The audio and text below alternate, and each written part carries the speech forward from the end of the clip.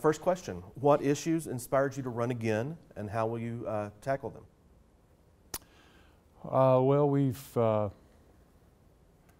we're in the middle of spending our bond money, our $100 million bond money, which dealt with safety, both on the elementary level and on the middle school level, entrances,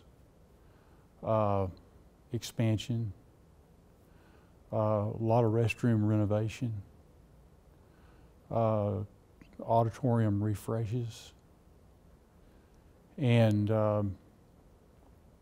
there's a lot of access challenges on an elementary level that we're trying to get taken care of. So we were fortunate enough to have a vote where we had the money, and so now we're in the process of implementing the plan. Some of the construction has started, but it's about all in all, it's about a 3-year deal, so we're kind of right in the middle of that. So that's really important. I think the district's biggest challenge is reading. And we read on a 3rd grade level at about 70%. So when you're a 3rd grader and everybody's tested, those that are reading on that 3rd grade level is about 70%. Not as good as it should be. And that needs to be worked on a preschool level and really beefed up. And so that's really important, that we work on that.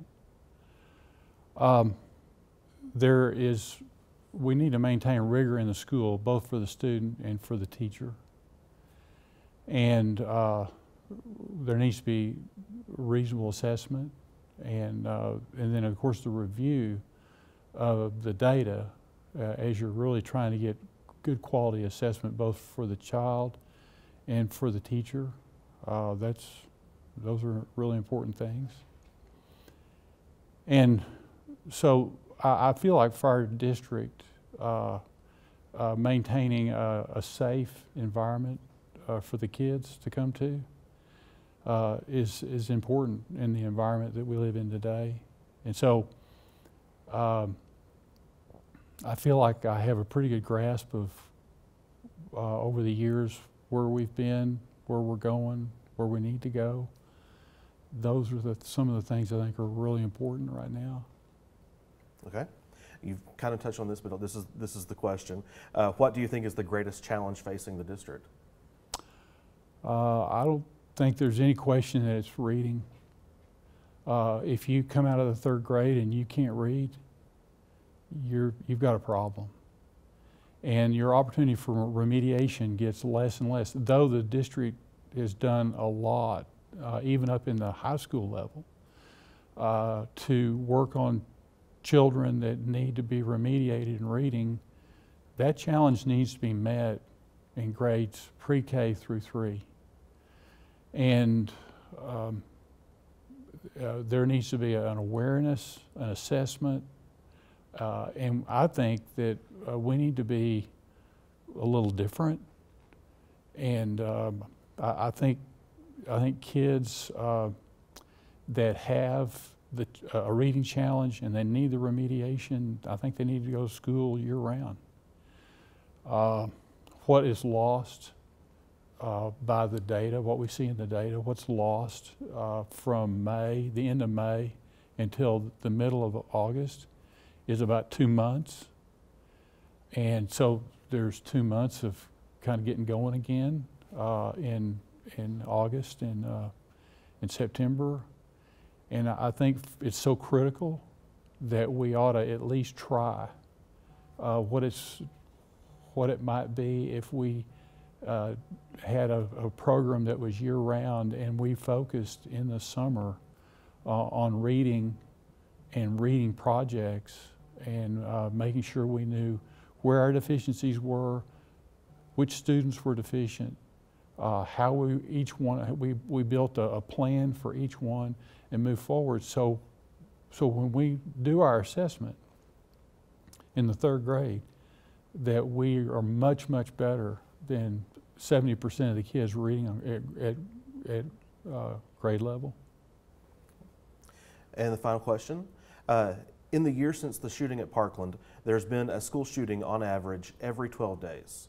What security concerns do you have in Amarillo, and what's your position on arming school employees? Okay, well, the position was that we had no control on the elementary level, on the middle school level, and on the high school level. Each level, the control gets harder and harder because the ingress and egress is different. So the first challenge was to get ourselves where we were secure on the elementary level. So that means there's a process for coming in the building, there's a process for leaving the building, there's a process while you're in the building if you're a guest, a visitor. And how is the building secured, not only at the front, but also on the wings. And then we needed bullet-resistant glass at the doors. Why? And I say resistance. What we were concerned about and what we had heard about in some of these other shootings was that they would shoot out a window, stick their hand in, hit the panic bar, and they're in. And so we were trying to, on an elementary level, trying to deal with that possible entry challenge. And then, of course, cameras everywhere is really important, so you can monitor that from the office. So we're accomplishing that on the elementary level. We're going to beef up the entry on the middle school level. We also have between 9 and 12 police officers that are stationed at different schools, different times during the day.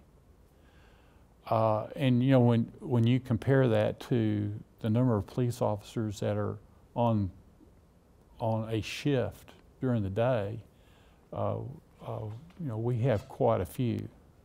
I think the number of police officers that are on a shift during the day are about 50, and we've got 12. Of course, the school district pays for them, but we've got 12 at all these campuses. So that's really important. Do I think it's in the best interest of the school district to arm the teachers? No. In my view, all that does is just expand your risk. We have police officers that are there and available. We are in the process of having a weapon presence at the schools. I'm not going to go into where it is or how it is or what it is we're doing, but we are in the process of having a weapon presence at the schools. But that's all I could fairly say about what that strategy is. We wouldn't want anybody to know what our strategy is. But to get back to really what you're asking me, do I think that a concealed weapon presence should be on the school district grounds on an at-will basis? And no.